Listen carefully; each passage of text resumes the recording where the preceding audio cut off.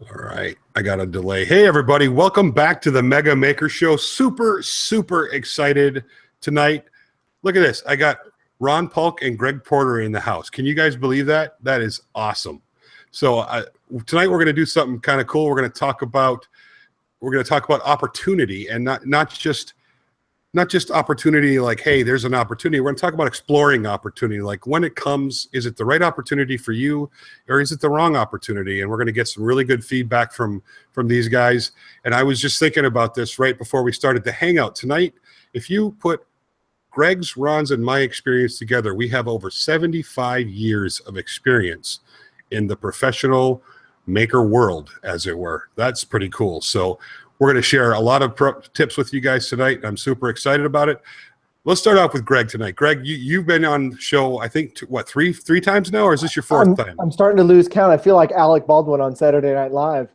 Well, you're a great guy to have on the show, and I've really been appreciating you taking the time to do this. And that's another thing, guys. Don't forget to hit that like button. These guys are giving their time freely. Myself and anybody else on the show, we're not making a dime off of this, and never will make a dime off of this. We may give away some tools from some tool sponsors, but again, we're not going to take any money. We're here for you guys. We're here to share our experience and answer questions that you might have. So, Greg, let's give a background for anybody who hasn't heard your background before, real quick. Yeah, sure, Izzy. I always like to say I'm an architect during the day and I'm a welder at night. I design buildings during the day, but I come home at night and I always like to work on smaller things. You know, buildings are a long crawl, sometimes 2 to 3 years to get from idea to thing built. And so it's always kind of nice to hop in the garage and work on smaller projects at night. So I do have a YouTube channel, Greg's Garage, and I'm on Instagram at Greg's Garage KC, and then Twitter, I'm Steel Splinters on Twitter. Something just fell behind me. That kind of makes me nervous. So yeah, there you go. Right on. I know what you mean. If something falls behind me, it usually means a snake knocked it down. So I have to look. So Ron, you've been in the background. You're a YouTuber. You've got the Ron Paulk bench, and I know a lot of guys know about the Ron Paulk bench. It's an awesome thing that you've invented and a great tool to have, especially for guys like yourself who are out there in the field, bringing your shops with you. And I don't know if everybody understands the magnitude of what you've done in your area. You just built these amazing homes. I mean, these are just phenomenal, gorgeous homes. So you really know what you're doing. People have really brought you've really brought something special to the world, to the maker world. We call it the maker world because that encompasses everything. And I'm really excited that you're here. I want to say thank you so much for taking the time. So if you would, Ron, would you give everybody kind of a synopsis of your background? Take 5-10 minutes. Let's hear it, man. What happened in high school that inspired you to get into the woodworking, and how did you end up where you are today? Because I know a lot of guys out there would love to be in your shoes.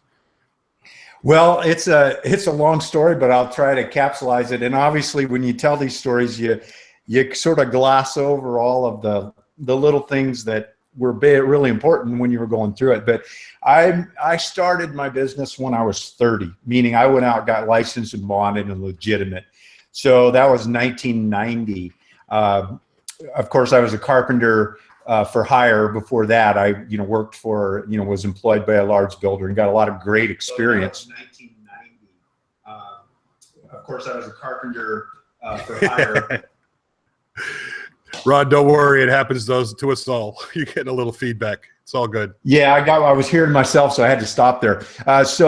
So anyway, I started out on my own as a finished carpenter. So in that time, I was getting contracts from a lot of spec builders and doing like cabinets installs, not building, but installs, building out their mantles, putting in the doors and casing and base molding and crown molding, window trim, and then all the hardware, the towel bars.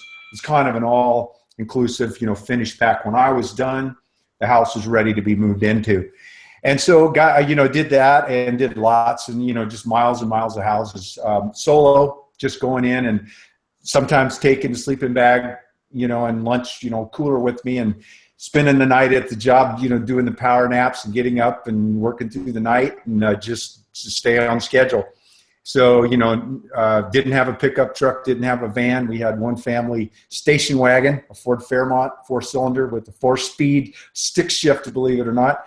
We'd load it up with tools and go to work. And most of the time my wife would drop me off. I'd unload all my stuff. She'd take the car. We have a daughter, she's almost 40 now, but back then she's a young one. And so, it was the typical story where I wanted to be successful. I loved it. But again, I was already 30 when I started it. And so I had other experiences. The way I got into carpentry, to step back a little bit, was bought my first home up in Alaska when we were much younger than 30. I think we're in our early 20s, $100,000 for a house back in about 84, I think. And I started remodeling, and I was going to school, full-time, University of Alaska, and getting my degree in psychology. I finished school and was heading off for my master's program in the Washington, D.C. area, and got over there and had to get a job for the summer. And I hooked up with a carpenter who said, "You got any carpentry skills?" And I said, "Well, I've worked on my own house. I've remodeled it and stuff. I know how to run a saw. My dad brought me up working in the garage. So, yeah, I can do it." I fell absolutely in love, canceled my spot at the school I was going to in the actually Northern Virginia area, and never looked back. And then I moved back to the West Coast and got a job with a couple of big name builders in our area, still hanging around, and did finish work for them, and then started on my own. After the finished carpentry business was quite successful, I started building decks for people and adding on little rooms. And the next, I had a little cabinet shop in my garage doing high-end custom cabinetry, small jobs, not big kitchens, doing little dens and things like that.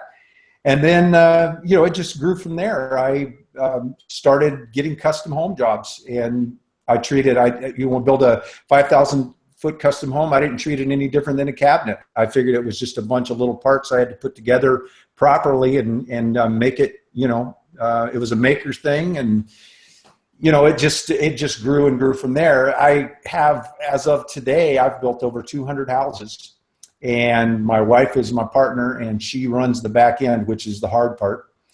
And, she does the customer service, makes sure that everybody is cared for, make sure the paperwork is done, and nothing is changed without a change order. Everything is papered over, which has kept us out of the courtrooms for all these years at all those houses, and made every one of our clients a good friend that we go have dinner with and meet up with. And it's just been sort of our modus operandi is we decided to take care of our clients and let the money take care of itself. And so, we do a job, a $500,000 house, a $750, $1 million house. And we just decided we would not pay ourselves a penny until the job was 100% done.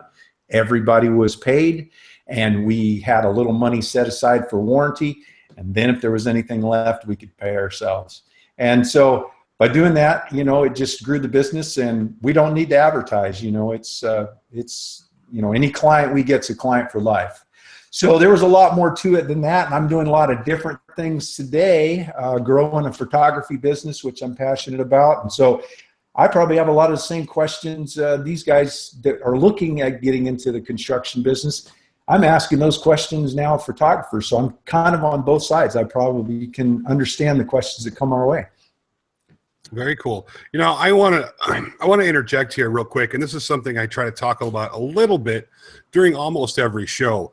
How many 40-hour weeks do you think you actually worked during your time building homes professionally? I mean, was it an average? Did you work 40 hours on an average, or was that your typical work week? What was your typical work week like? I think I keep wanting to put that out there in the world for people, and I'm not saying anybody here in the chat is or watching is like that, but a lot of times I get guys saying, I want to work for myself so I have more freedom. And I always kind of giggle them a little bit, and then I'm in the back of my head, I'm thinking, don't quit your day job. So Yeah. running a business is no joke, guys. It's tough work, it's hard work, and you got to be dedicated. So if you're that kind of person, then go for it. You know, if you're not, it's rewarding, but it's not going to give you that extra play time. If you're looking for more time to get on the links or more time to go out and wakeboard, yeah, it's probably not the way to go. Right on. Joel Crawford owns a business. He says, I've had a 40-hour week. Joel, is that one 40-hour week, or is that, you know, how many 40-hour weeks do you have out there, Joel? So, Ron, if you don't know, Joel's the owner of the Spartan Cutting Board company. They make Spartan cutting boards. It's been a wild success over the past couple of years. So let's move on a little bit. You know, we're talking about opportunity, and one of the things that, you know, you did early on was you recognized that YouTube was an opportunity, and you've kind of did that. And you got the bench. So you've taken this bench, and this bench is very wildly popular. I don't think there's a maker who knows the name of YouTube who doesn't know about your bench in some shape, form, or another. It's been a really wild, popular item. How did you, when you, is that something that came out of necessity for you? And then when you saw this opportunity here on YouTube to share that, did you think about it? Was there a pause before you jumped on YouTube and started doing what you were doing? What was your thought process when you said, okay, I'm going to go on YouTube, I'm going to show my bench? And that's really kind of what hit your popularity off, isn't it? It is. Well, the YouTube thing, I was already following other folks on YouTube, not necessarily for construction, but if I needed to take something apart on a particular vehicle or a tool or something, somebody on YouTube had done it. And so I would just go there and find information. And so the bench was sort of the brainchild of years and years of never liking any bench. You know, the 3/4 inch piece of plywood and a couple of sawhorses was my, go-to bench. And I always wanted something better, and I had something in my mind. Well, '08 came, and I had about 6 houses in the pipeline and nothing else filling the pipe on the other end. It was like somebody turned the light switch off and didn't tell me about it. And so I had a bunch of employees, and through, I hated to let them go, but over time I got down to 2, and the work ended and new work was coming. So I had something that I had not had for 20 years, and that was time. And I was standing there bouncing off the walls because I didn't want to go play golf. It was like when you're used to producing and getting things done, it's like being drug addicted, and all of a sudden they took your drugs away. It's just like started shaking and quivering. And so I decided to jump out in the garage shop and work on this thing. And I made many iterations and tore them apart and rebuilt and everything. And finally got it, and I liked it. And I was actually on a job for a client that I had done a major remodel, changed everything on their house except the gas cap. And when I drove up with my trailer, and I set up my shop in their front yard, and I pulled out my bench and set it up, and the homeowner, Catherine, came out, looked at my bench, and she was in awe. And I said, Catherine, I'm building this gorgeous cherry wall unit for you and all this good, and you're looking at my bench. And she said, it's the most cool thing I've ever seen. So that was kind of the inspiration. I went, well, if it's that cool to somebody who's not even a carpenter, I'm going to make a video and show everybody out there. So, if it's a good idea, somebody else can make it.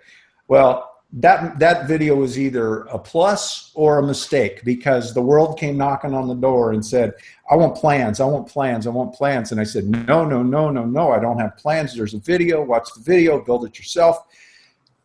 The world would not take no for an answer. After thousands of emails, I had people offering to pay me as an architect, because I design in CAD. I've designed my own houses, no problem, right? We'll pay, I had one guy offer me $1,000 to draw him a set of plans of the bench. And I said, nah, I'm not going to do it. Well, I was going to give the plans away, and then it ended up being a little over 100 hours to get those to where I thought just about anybody could read them and build them. And like I said, that's the history. My main business anymore is taking care of YouTube. The world just won't let me, sleep. Right. I think '08 was a lot. It's funny that you say the '08 thing, because my YouTube experience is the product of the same result. In '08, it was like a switch. We had a couple of years before, we were in the millions. We were selling millions of dollars of furniture, and in '08, it was just like that. I went from making really good money to trying to figure out how to stay afloat. Selling things I said I'd never sell, and borrowing, robbing Peter to pay Paul, and I sold my business, and that's my only saving grace. And then, like yourself, I went fishing for 2 years. I gave it a shot. I was going to be done. I'm going to get out, But you can get I was going nuts, so I had to do something, and this is where YouTube came from. But that's Ron, I had the Ron Paulk. I had your bench here in the shop, and I just had another YouTuber couple come here that they're traveling around. They have their own mobile workshop, and I believe they've probably talked to you a little bit about your trailer, and we'll lead into that in a second. Yep. And that's Mike and Lauren were just here, and they were working off of sawhorses, and I'm like, I have a workbench. And I hated to see it go, but you know what? They're doing such a cool thing. And it would probably get more exposure with them than it would with me, because I would only use it when I'm doing larger projects or outdoor stuff. So I sent it with them, with the agreement that they'll be using it. And of course, they were thrilled to have it. And Mike got a chance to use it, not to its full capacity, but he got a chance to use it here. And we talked about adding a router, and I showed him a way to add a little fence system that was adjustable for like a router fence. Right. And he was just loving it. So, it's a great bench. And I think that the fact that you made plans for it is another parity with me, as I was doing all these crazy jigs and never making plans. I had no idea how to make plans. I couldn't even use, I didn't know how to SketchUp. Well, enough people complained long enough. I finally learned how to do SketchUp thanks to Jay Bates. If it wasn't for Jay Bates, I'd still probably be scratching things on paper. But, so that's the reason that came about. But let's talk a little bit about your trailer, and Greg, feel free to jump in here. I know you're in the middle of an organization project as well, and Ron's got this trailer that's insane. I mean, it's like, I don't know, it's like Brian Way and Ron Paulk have the two most organized trailers in the United States. Period. Brian is awesome. Right? I mean, you guys are nuts. I mean, they've taken the organization to an extreme, just like me. OCD. But it's those things that really inspire other people and give other people ideas. So let's talk a little bit about your trailer and how that kind of started, and and how you use that as an opportunity to do more with YouTube.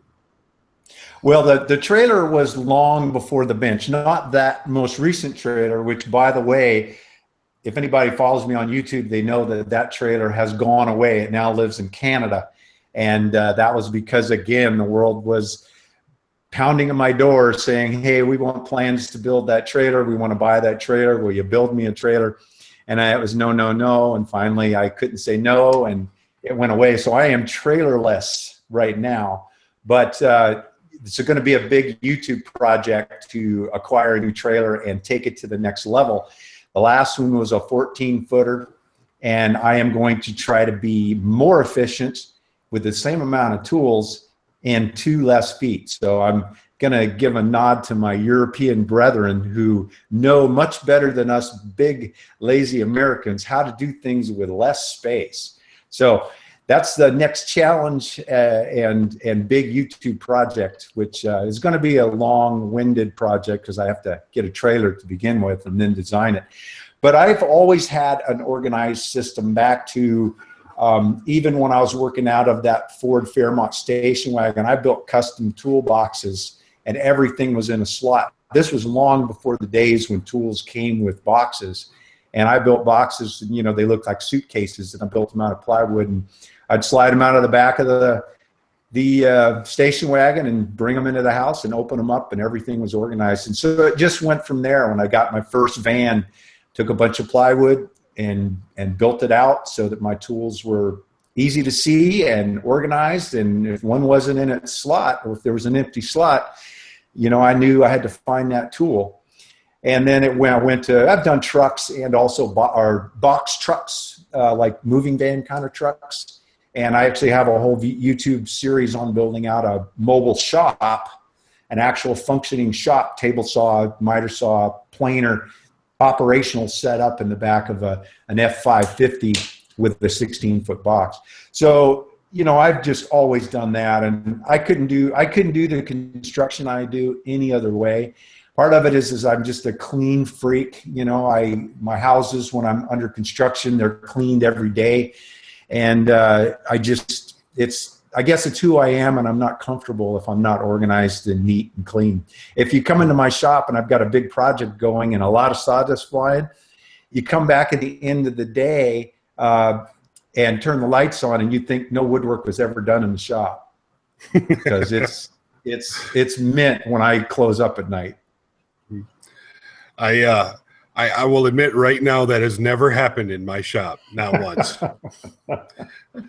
No, I have different folks. Well, it's, you know, I think you know, there's a measure of organization in my shop that works for me. Yep. We all have different personalities, but you know, to do what you've done and taken that space and just make it so organized is really quite inspiring. And you know, for a guy like me who I'm in a 2-car garage, and people's, you know, I just had a subscriber stop by for a visit, and he goes, "I thought your shop was way bigger than this." I'm like, it's, you know, it's not big. It's, you know, 20 foot by 24 feet. It's not a big space. And, but just to see everything that you put in that space, and it's organized all the time. And then I look around my shop, and, you know, I admit I'm a little bit, you know, humbled. So. Well, you're creative. You do stuff that I can't even imagine, making gears and the stuff you do. I was just like, that's so far beyond anything I could even conceive of. It's amazing. So if that is if a messy shop is the product of creative mind, that's the way it needs to be. I suppose. That's what my wife keeps telling me. So, and as long as she keeps, you know, as long as I keep playing the eccentric role with her, I'm good. So I get away with, I get a little bit of leeway, which works. And just so you know, Ron, your wife's watching this. So I know. I got a text from her saying that I was fidgeting. Yeah, my wife watches it, but she doesn't tell me when, and she watches it periodically, so I have to behave myself.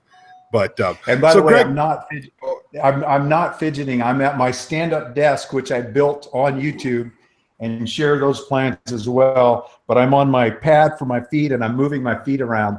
It's the way I work. I can't sit down. Right on. I sit down. Greg, let's talk about what you're doing. You're organizing your shop as well. Have you had any inspiration from Ron's work, or have you been kind of just designing this out as you go along? And are you putting some things together? What are you doing there? And I know we're getting a little off base here, but that's okay, because this is fun topic stuff. It's always fun to talk about shops. I'll start by saying I'm totally in your camp, Izzy. I've always had a messy room, a messy environment, and I always think of it as a mad scientist lab. And I've tried to, you know, I'll go through and clean up everything, put everything back, and literally the next day everything crawls out. And when I leave a project halfway through or a quarter of the way through, everything that's laid out on the benches contains the thought process that's yet to come. And I feel like if I put everything away, I got to start back over, you know, rethinking through what's next. And I think that comes from the fact that nothing is routine. I never build the same thing twice, ever. And sometimes I build iterations of the same thing, but never the same thing twice. When a project is done, I'm on to something completely different the next time. So as far as, I'll address your question, as far as the shop organization, it came from two different perspectives. Number one, I came to the realization, like a lot of guys who tinker and make things, I'm a little bit of a hoarder. Had a few things that I didn't need that needed to be cleaned out and taken away. And the only way to figure out what that is to expose everything. But then as a designer, the shop said nothing about me. I work in metals mostly. I like a certain design aesthetic.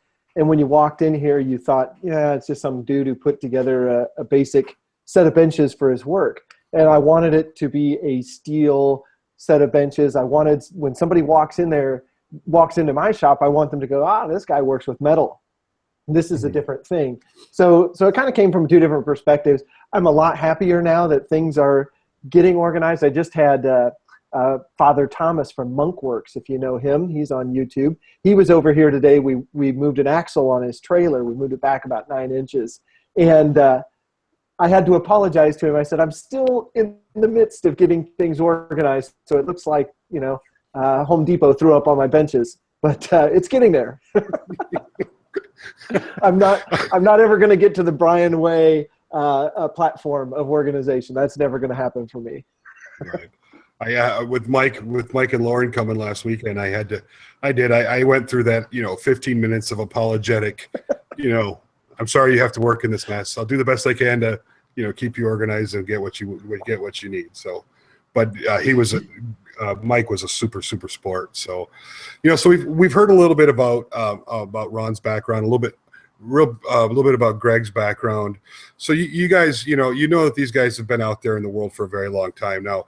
Greg's an architect, Paul's a builder, and I'm a crazy person. And, we've all had opportunities come and go. And sometimes opportunity is something that you have to let go of. And sometimes it's something that you grab onto, and knowing when to hold it and when to fold it can be a little bit of a trick. And I'm always, pounding my fist and preaching research, do your homework, never go to the table with your pants around your ankles, know what you're talking about. If you're going to get involved in something, be the pro, be the expert, and do that homework. And I think that's probably, having information is probably the most powerful tool that we have, and we've got it at our fingertips now, so there's no excuses. But let's talk about opportunity. So let's start with Greg on this. Greg, have you had professional opportunities come along that you've passed on because you just didn't feel like it was right for you? And if so, why? Oh, yes, many of them. And anybody who's on LinkedIn realizes that you get job offers from people, I don't know about every day, but definitely weekly. And one of the big things I found out when I was young, so maybe 3 or 4 years into my professional career, I moved from the company I started working for right out of school. A big opportunity came along. I did a lot of illustration and animation work. I was in an area or an arena of architecture that no one was in at the time. This is in the 90s.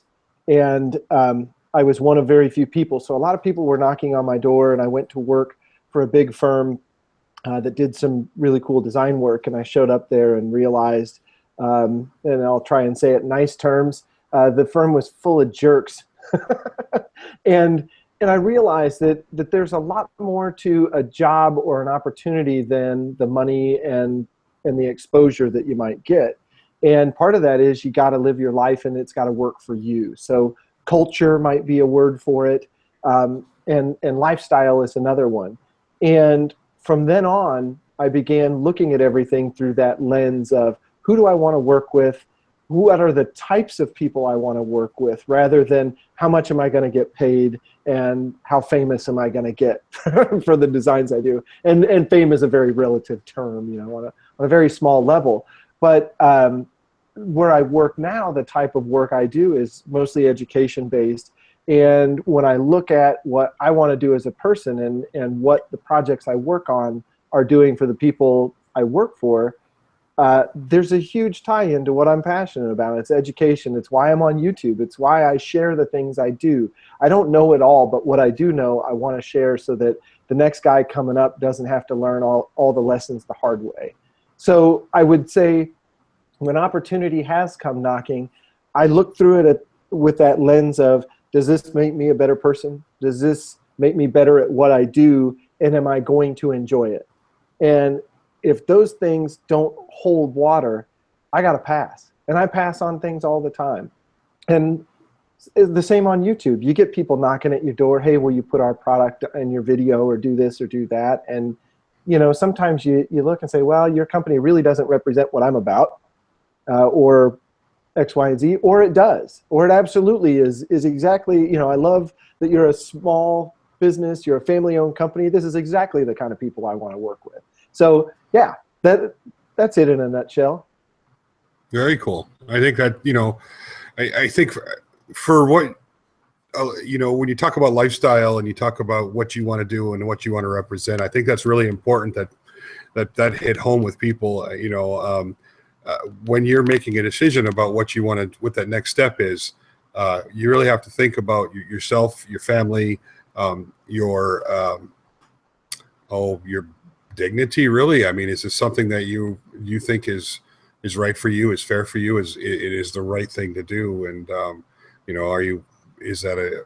I'm losing my train of thought, but I think you guys get the gist of it. You want to make sure that the opportunity is a good one all the way around. And Ron, this is going to be an interesting one for you. I know you had plenty of opportunities to do crazy things, and have there been house jobs that you've taken that looked like good ones that you've passed on? Has there been experiences that you've had in your professional career that looked like this was a good opportunity for me, and you took it and it was the right thing, or have you made mistakes taking opportunities? Let's start with that.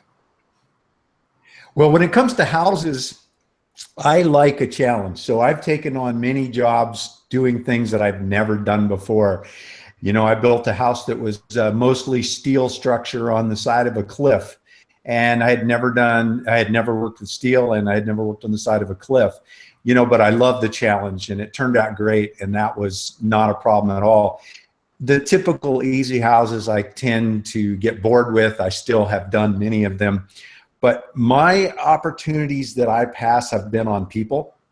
So when I meet with a client, a prospective client, again, my wife and I are partners, so we meet together with the clients and we interview them. And we're actually not concerned if they want to hire us. Are we going to get the job? That's not our question. Our question for us is, do we want to work with you? We don't say that out loud, but that's what we're trying to figure out. We are going to be in a relationship with these clients for 4 years, from the design process, the build out, and 2 years of warranty. So they're going to be our friends. And we want to make sure that they're people we want to be friends with. And it's not a judgment. It's just, if we get a sense that they're going to be very difficult to work with, we pass. And so it's more of a people thing, and we've been pretty good about it. If we go into a situation and it's a husband and wife, which it typically is, we've done a lot of different marital situations, partners, and different things, which have all turned out great. But typically, if we've gone into a situation and the husband has been kind of standoffish and not letting his wife talk, and she can't say much and stuff, we're uncomfortable with that. Typically 99% of our work, I don't care who the husband is, he could be a big time politician, lawyer, doctor. That's not who we're working for. Typically, just in our experience, we're working for the wife. And so, it's where we're comfortable, which is why we do so well, because my wife is the lead in our business. And so I just get told what to do, and I make sure it gets done right. But yeah, so we've passed up. And then as far as jobs go, I've been offered jobs, hey, we like what you and your company do, and we want you to come on as management in our company. Big companies, big regional firms that want project managers and stuff. And the pay is great, and the benefits are great. And sometimes I'm feeling like I need to go there, but I know those are also 80, 100-hour-a-week jobs. You're totally committed. The salary is great, and the benefits are great, but you're owned by them. And I've just passed. If I'm going to work 80 or 100 hours a week, I want to do it for myself. And so, I've passed up opportunities. And I think that if you're going to be in business for yourself, you have to have the courage and the wisdom to know when to pass. Otherwise, you're going to end up probably in court in this construction business. If you could do the best work in the world, but if your client wants to drag you there, there's not much you can do to stop it. So you need to pick your clients carefully and prepare. You were saying that you need to prepare. Always know what you're doing. Continually, your education, continuing education, preparation. You know, there's no such thing as luck, or actually luck is defined as when your preparation meets opportunity. That's luck. You don't just fall into things. So preparation and knowing your trade, knowing what you do when you meet with people and they start asking questions, you're going to get a sense if they are right for you, and you can make those decisions then. So it's not a black and white thing. It's one of those gray areas. And yeah, you're going to probably take on some jobs that you shouldn't have. But I would say if you do, throw your whole self into it and finish it 110%. Even if you end up paying money out of your pocket to finish it, never walk away and leave it. You've got to finish it. You'll grow from it, and you'll know how to do it different in the future. And I'll tell you what, most of the time that customer that wasn't the greatest to work for, if you've taken it on, you finished it, and you got it across the goal line in a stellar way, once the dust settles, they're going to have fond memories of you and pass that along. So it will pay you back in the future. You just never walk away. You just hit on something that I think is more important than a lot of people might realize, because it is so easy when you get into a situation where either you're not making money, or you end up with a customer you don't like, or you're on a project that's just dragging you down. It's so easy to drag tail, to put it off, to make excuses. And that's really the point if you're going to run a business, or you're going to be working for yourself, where you need to light a fire under your ass and just get it done. You know, it's so easy to go the other way. And I would say that to anybody who's in that situation, whether it's, professionally or even personally working on a project where it's just beating you up, don't let that be your demise. Don't let it be the thing that just, don't let it be the anchor around your ankles that drags you down. Let it be your inspiration. Let it say, okay, you know what? I'm having a hard time. This really sucks, but I'm going to bite the bullet. I'm going to be the man or the woman, and I'm going to push through this and get it done. And I tell you what, right, when you come out the other side of that, you're going to be proud of yourself, which is number one, very, very important, to know that you did the right thing. You're going to have a sense of self-worth that you wouldn't really have from a project that was successful all the way through. No problems, everything was fine. And those are great projects to have, but you don't walk away with it having learned a lesson. And in a lot of cases, when things get tough is really when you're learning. So, and that's something my father did a really good job of beating into me as a child, was just get it done. If it's terrible work, if you got to go out and bale hay fast as you can. So you just get it over with. So, great point you made there, Ron. This is why I love having guys that have been out there on the show. So, let's talk a little bit. I want to real quick interject, guys, audience. We got about 20 minutes left. We're going to start answering some questions. So if you have questions, please, throw them up there. I'll do a little bit better job. I saw a few back in there that weren't necessarily about the topic at the time, and I'm okay with that. We'll jump around a little bit. If you have questions for these guys in their area of expertise, go ahead and throw them up, and we'll do our best to knock all the questions out. So I would like to add that when I said before about preparation, and I really mean that, and I think it's so easy to make mistakes if you're not really spending the time to do the research, to do the homework, and it's easy to screw up. And when you're in business for yourself, lawsuits are a very real thing. And it doesn't really matter whether you're in the home industry, the furniture industry, or you're making, pet rocks. That's a possibility. So just always watch out, do the best you can, and be prepared for anything. And that's really the best way to go about what you're basically stepping into any opportunity. So biggest opportunity you turned down and why? Practical Renaissance asks, what's the biggest opportunity you've turned down and why? Ron, why don't you take that one? Well, that one's pretty easy. I alluded to it already, but I had a large company based out of the Northeast of the United States come to this side of the country and want me to come to work for them. They were saying, Ron, you're in the third trimester of your career.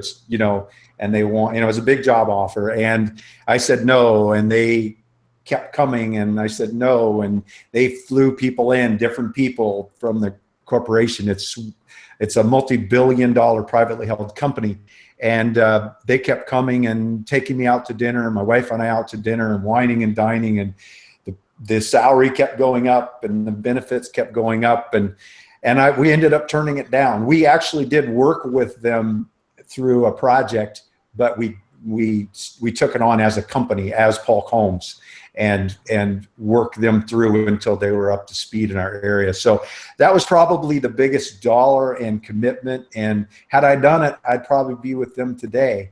And I think that YouTube, my workbench and things are much more satisfying opportunities that would not have come my way had I gone that direction. Right on. What about you? I'm curious, Greg. I'm curious about this question for you because we've never really gotten this out of you. So, what's the biggest opportunity that you've had come along that you said, "Nah, I think I'm good"? Yeah, sure.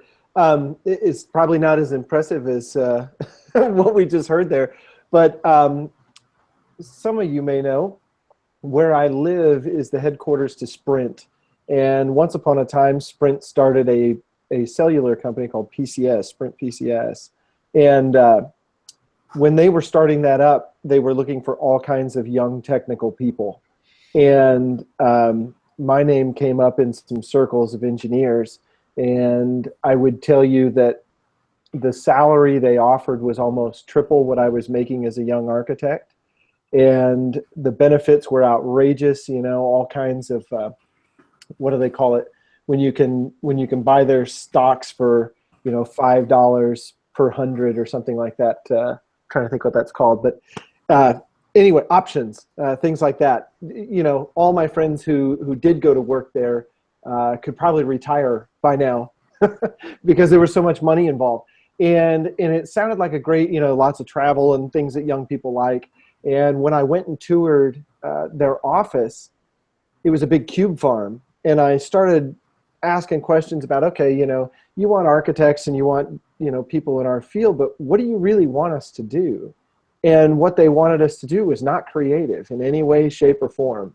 It was documenting cell phone towers and what the insides of the buildings that go under cell towers would be. And if you can imagine that, that's basically playing Tetris with equipment racks for days and weeks and months and years on end.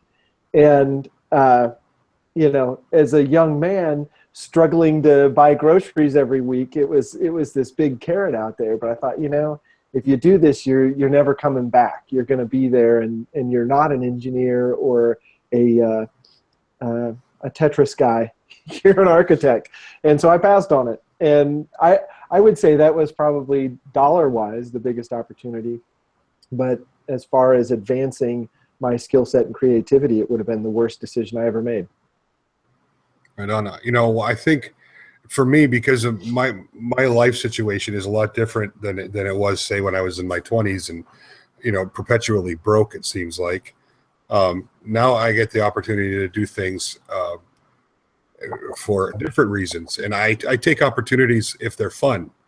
For me, that's very important. And what you just kind of hit on there makes that. I mean, I don't want to do anything that I don't think is fun anymore. And I don't, you know, fortunately, I don't have to really. I mean, there are times when I do things like, you know, dishes, but, you know, hey, once every 6 months isn't bad. So that must be a pretty high stack of dishes by the end of 6 months. No, I'm part of a team. The other half of the team gets it the rest of the 6 months. I hope she's not watching, man. I'm in so much trouble. Wood Nerd, he asks, ever take on a job? Oh, where are we going? Back here. Okay. Are you always looking for a hole in the market to jump into? If so, how? Brian Richards asks. Okay, so Brian, that's an interesting question, and I think I'm not quite sure how to go with that one. Are you always looking for a hole in the market and how to jump into it? You know, I think that would be a really good question for an entrepreneur. And I think we all are entrepreneurs in a sense, but not in the truest sense of the word. I'm not sure. What do you guys think? Anybody want to take that question?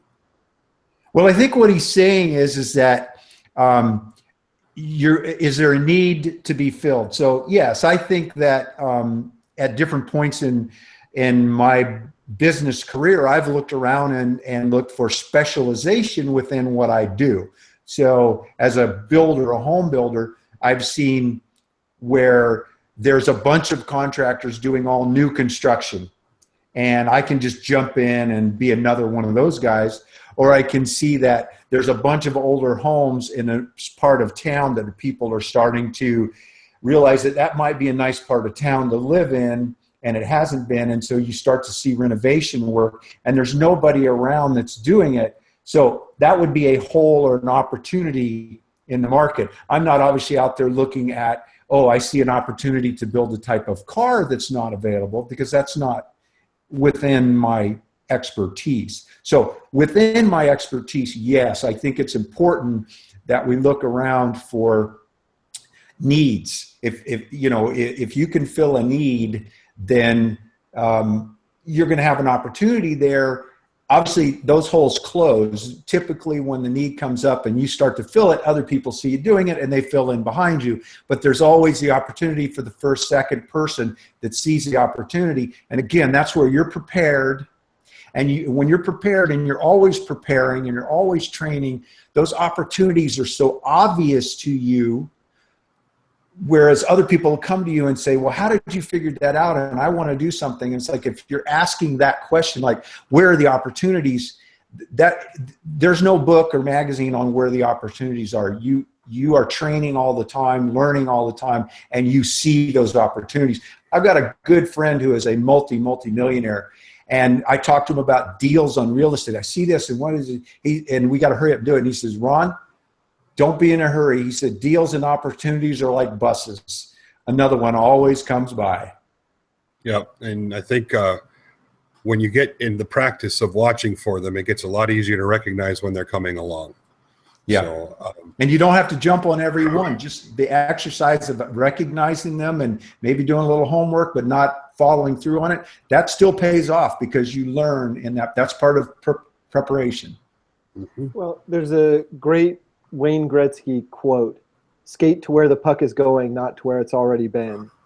And it's so true in life, and it's so true in many ways, whether that's a skill that you have, that you're developing, that you're trying to get out in front of, or whether it's opportunities for product launches. I think, Izzy, you've got a product that fills a hole in a market. I would say you're definitely capitalizing in some ways on certain things like that. But we look, as the firm I work for, we look at what are people doing in education right now. And if you're doing those things, you're behind the curve. You got to be doing things in education that are coming up, not now.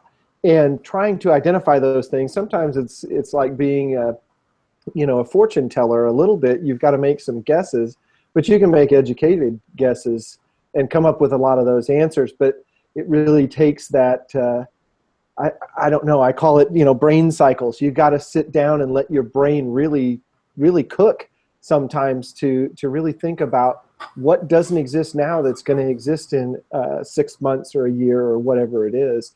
And if you're copying somebody, it's been done, you know?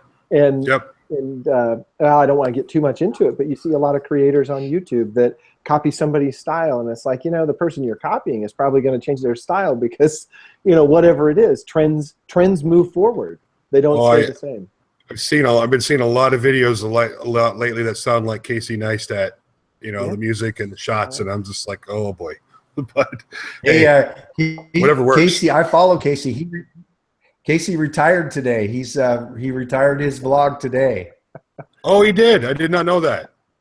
Yep. He gave his farewell, drop the mic. Yep. I did. I'll be darned. Yeah, I just actually, you know what? Now that you mentioned that, I just saw a post from David Welder. I guess Jimmy DiResta and David Welder were talking about a collaboration video, like a maker style video with Casey. That'd be interesting to see that happen. Anyway, okay, back to the questions.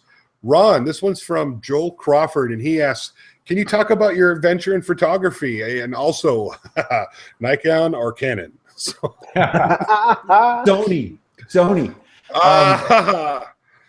Actually, Throwing in a curveball. I don't know if you can see it, but I live on acreage, and I photograph birds, and I have a bird sanctuary outside my studio here, and I have my Canon 600 behind me, and I shoot birds all the time. So I take a break from working here to go there. But yeah, I do. Photography is actually my biggest passion right now. I spend more time behind the lens than I do anything else. And that's not new. I took photography in college, and I actually had a wedding photography business before I ever picked up a skill saw.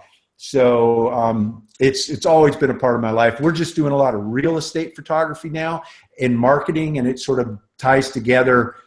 We know real estate. We know the real estate industry.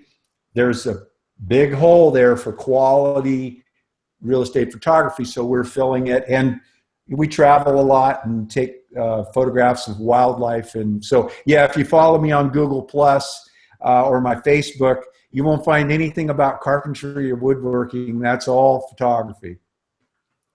JP, one of our UK followers, a great guy, he says that's not a cannon, that's a bazooka.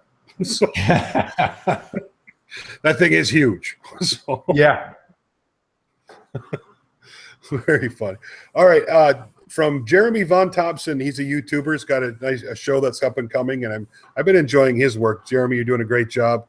How does Ron balance fitness with work that much? Oh, that's easy. Fitness is a priority. You prioritize your life. And for me, I've always been an athlete. And so it's easy for me to set aside the time. I work out in the middle of the day. I'm an early riser. I'm up at 5. I do my work, get started. I get most of what I'm going to get done during the day before lunch. I work out, in just before lunch or just after lunch. So, and it's easy. I don't go to gyms and stuff like that. I have certain things I do, and I run in the woods, and it all, when I'm running in the woods, when I'm running 5 miles on the trails, my brain is just going and thinking, and I'm processing, and things are coming. So it all just kind of fits in, and it's a priority.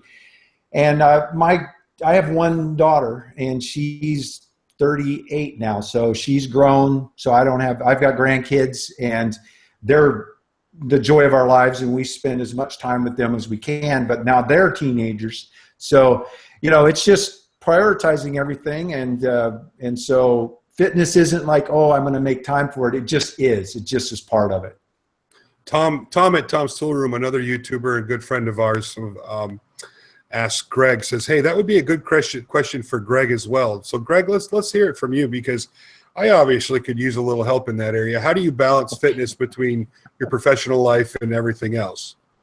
Yeah, it's not easy, especially when somebody else makes your schedule. But number one tip, and it sounds like Ron's different, but he's his own boss. But my number one tip is you get up early in the morning and do it before anybody can tell you that you have something else to do. And I tend to find that if I run in the mornings, my days are 10 times as productive. If I get in a slump, and actually I just had about from January till about September of this year, I was out of the running game because I've had back issues and nerve problems that have kept me out of it. It's driven me nuts. I always tell people that running is my therapist. And like you said, Ron, when I'm out running, my brain is decompressing everything that's going on. And I'll add here, I heard somebody speak at one of our ribbon cuttings the other day. When you do buildings the size that we do them, there's over 1 million questions that have to be answered.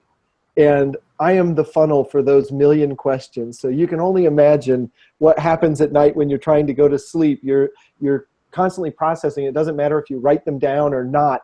There's so much to remember and so many things to do that I feel like if I don't run or don't go out and ride the bike or do whatever else I do, I used to run triathlon. I'd like to do an Ironman before I die, but anyway, yeah, I find it a necessary part of what I do. There's no option. I would like to, because I'm feeling a little left out here, I would like to say that I spent a good part of my life as a power lifter, and a good 3 or 4 hours a day, 6 days a week in the gym back before the excuse me, back before my doctor looked at me. This was back about 7 years ago, and said, "You're headed for a wheelchair. You keep going to the gym, it's going to happen a lot faster." So I stopped, but I didn't stop eating, which was, something that I still haven't been able to get under control. But I can still lift. I can still lift really heavy things. Just, it's a talent. What can I say? So, all right. Now that we get that out of the way. So I had a couple of more questions here. How do you guys deal with, this is from Justin. Justin, I apologize for your last name. I'm not going to even attempt it because it would come out all wrong. How do you guys deal with it? And Ron, this is going to go towards you here.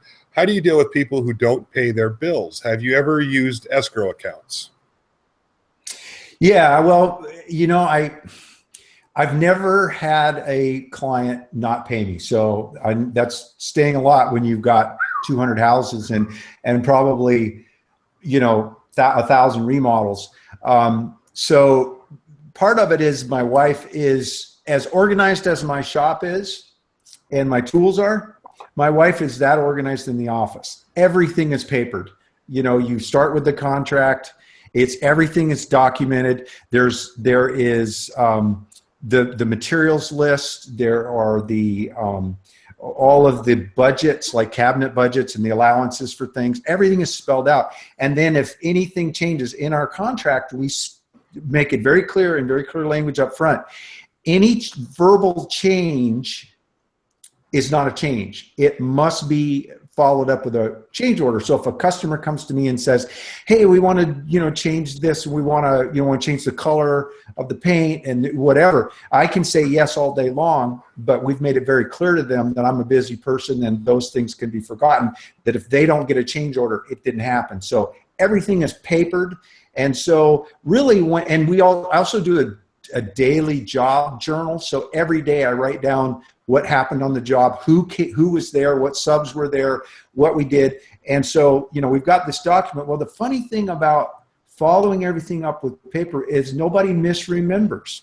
They don't come and say, "Well, I said that." It just doesn't happen because you've talked to them, but it is followed up in writing, and they've signed and I've signed, and we both agreed that we're going to take the door out of the dining room and we're going to move the windows over and we're going to change the color. Well, it's all documented, and there's no, "Well, I remember I said this and you were going to do this." That's where, again, I don't take credit for it. My wife, all of that stuff is done and documented, and it gets built up in a big binder.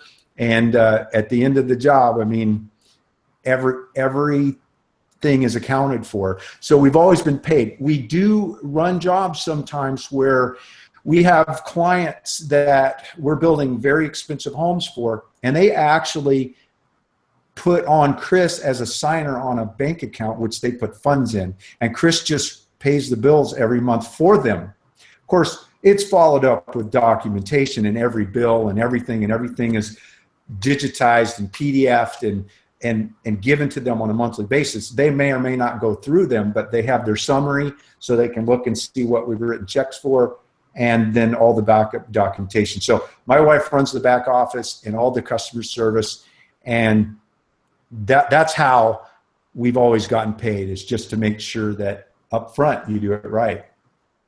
All right, we're running a little strong here. Greg, go ahead and answer that, and then I want to take a couple more questions, and we're going to call it a night. We're running a little heavy on time. So, Greg, would you go ahead? Well, yeah, I was going to interject. I used to do a lot of contract work as an architect, designing houses for people, doing illustrations for people, and also building things that go into buildings that I've done.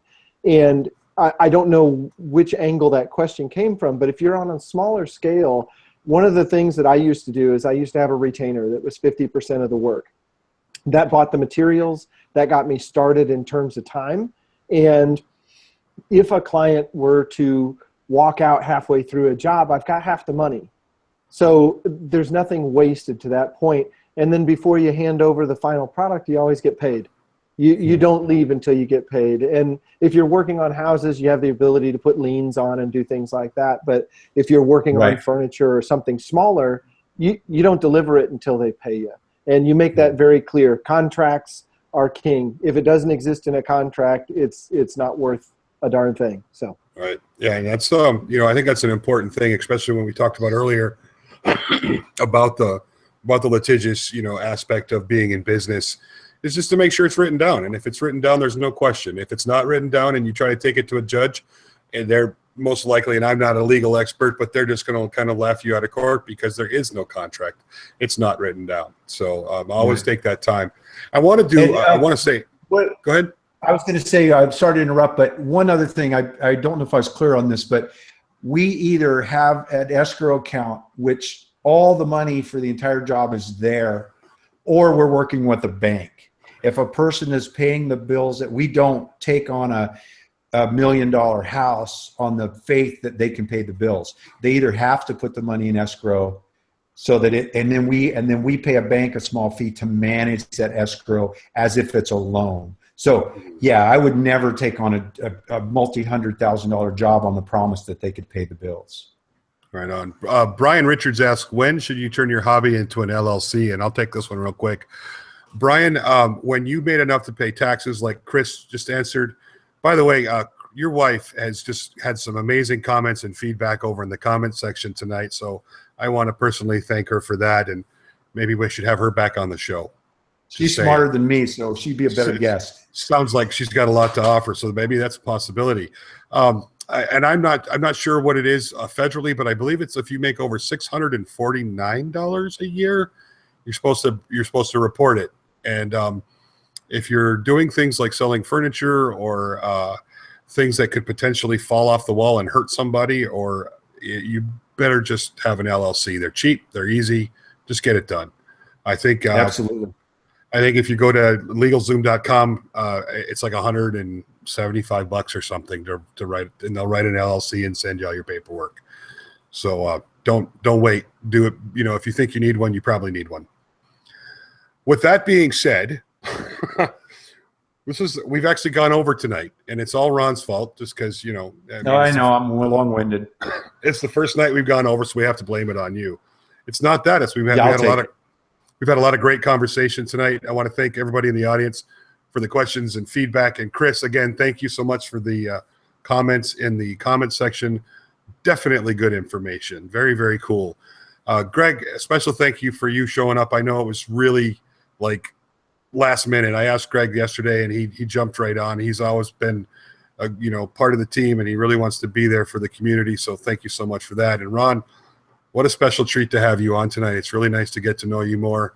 Seeing you on YouTube, seeing the bench, love it. The trailer's just phenomenal. Every time I see it, I drool a little. So thank you for sharing your experience and your background with us tonight. And again, everybody, thank you so much. Have a great night, and we'll see you next week. Same time, same place. Lots more cool content. See you then.